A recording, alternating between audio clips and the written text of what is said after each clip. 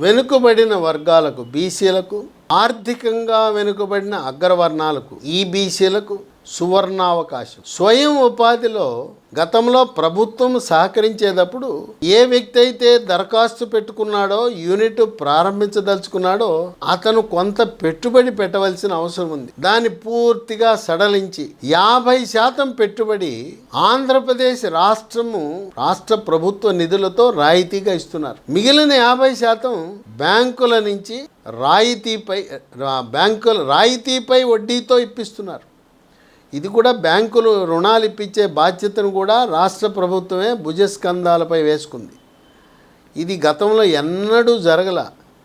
ఎంతో కొంత ఒక 20%, 25% ఎవరైతే స్వయం ఉపాధి పథకానికి దరఖాస్తు పెట్టుకున్నారో వాళ్ళని పెట్టమనేవారు.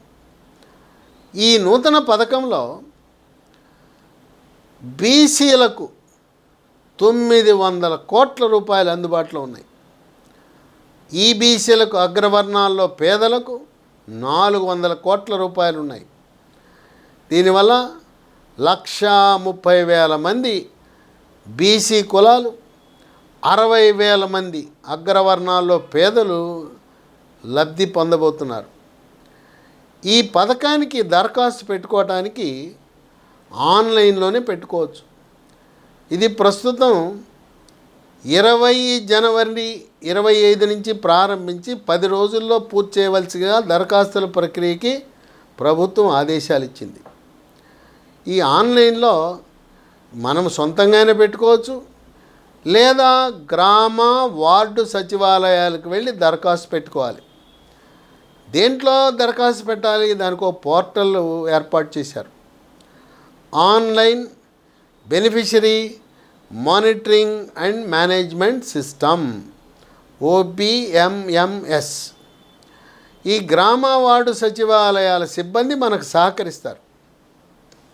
ఈ దరఖాస్తు పెట్టుకున్న తర్వాత ఈ దరఖాస్తుల పరిశీలన మండలంలో ఉండే MDO, మండల్ డెవలప్మెంట్ ఆఫీసర్, అదే మున్సిపాలిటీల పరిధిలో ఉండే మున్సిపల్ కమిషనర్, గ్రామ వార్డు సచివాలయ సిబ్బంది సహకారంతో వాటిని పరిశీలించడం జరుగుతుంది. కావలసిన డాక్యుమెంటేషన్ అంతా కూడా MDO కార్యాలయం, మున్సిపల్ కమిషనర్ కార్యాలయంలోనే పూర్తవుతుంది. ఇది పూర్తయిన తర్వాత వాళ్ళు దరఖాస్తు ఫారాన్ని బ్యాంకుకు పంపిస్తారు. ఏదైతే ఈ లబ్ధిదారుడికి యూనిట్ ప్రారంభించేవాడికి సబ్సిడీ కింద ఇస్తున్నారో ఆ సబ్సిడీ ధనాన్ని బ్యాంక్ అకౌంట్లో వేసేస్తున్నారు. ఈ బ్యాంక్ అకౌంట్లో ఉన్న ఈ సబ్సిడీ, బ్యాంకు రుణం కలిపి యూనిట్ మనం కొనుక్కుంటాం కదా, కొనుక్కోవాలి కదా, పెట్టాలి కదా, వాళ్ళకి ఎక్కడి నుంచి అయితే మనం కొనుక్కుంటున్నామో ఆ యూనిట్ అంటే ఆ టూల్స్ కానీ గొర్రెలు మేకలు ఎవరి దగ్గర కొనుక్కుంటానో వాళ్ళకి ఇస్తారు. ఎంతమంది మోసాలు జరిగాయి. అసలు పెట్టకుండానే నేను స్వయం ఉపాధి యూనిట్ పెట్టానని మోసం చేసేవారు.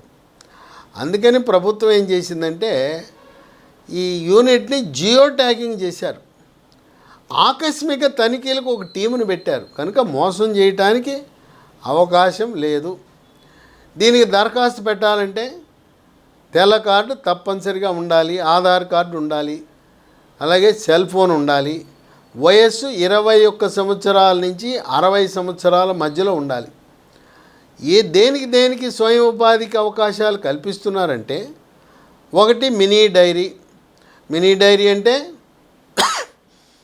గేదెలు, ఆవులు పాల ఉత్పత్తి కొరకు. 2 మేకలు, గొర్రెల పెంపకం.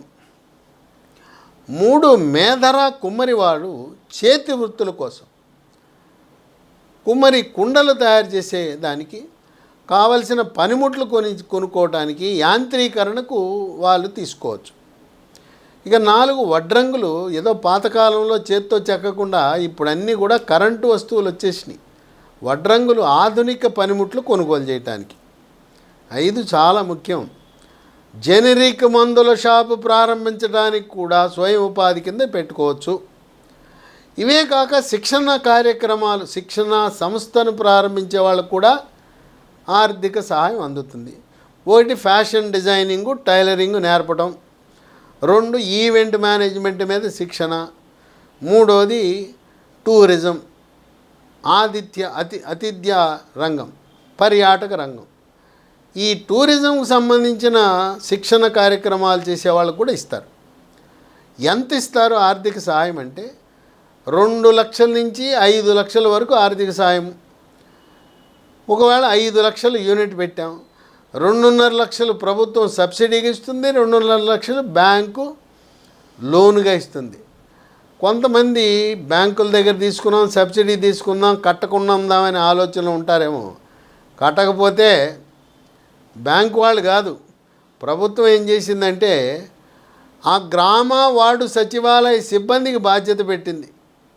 ఎవరైతే యూనిట్కి అప్పు తీసుకున్నారో ప్రతి నెల వాయిదాలు చెల్లించే విధంగా మీరు వాడి ఇంటికి వెళ్ళి అవి సక్రమంగా జరిగేలా చూడండి.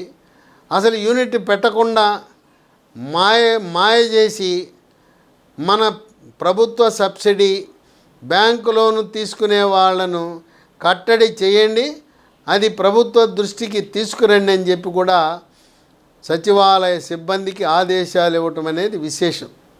ఎన్నడూ లేని విధంగా ఆంధ్రప్రదేశ్ రాష్ట్ర చరిత్రలో అసలు ఏ కులానికి కూడా ఆ పెట్టుకునే వ్యక్తి తన వంతు పెట్టుబడి లేకుండా పూర్తిగా సబ్సిడీ బ్యాంకు లోన్తో పథకం నిర్వహించడం అనేది చరిత్ర. నభూతో నభవిష్యత్ అనే విధంగా చంద్రబాబు నాయుడు సూచనల మేరకు బీసీల పార్టీ తెలుగుదేశం పార్టీ, అందువల్ల ఇప్పుడు బీసీలతో ప్రారంభమైంది, ఇతర కులాలకు కూడా వర్తిస్తారు, ఎస్సీలకి, ఎస్టీలకు, మైనారిటీలకు. ఎందుకంటే బీసీలకు ఇచ్చినప్పుడు మిగతా కులాలకు కూడా వాళ్ళ సొంత పెట్టుబడి లేకుండా స్వయం ఉపాధి కింద ఇలాంటి కార్యక్రమం నిర్వహించాలని చంద్రబాబు నాయుడు కృతనిశ్చయంతో ఉండటం అనేది విశేషం.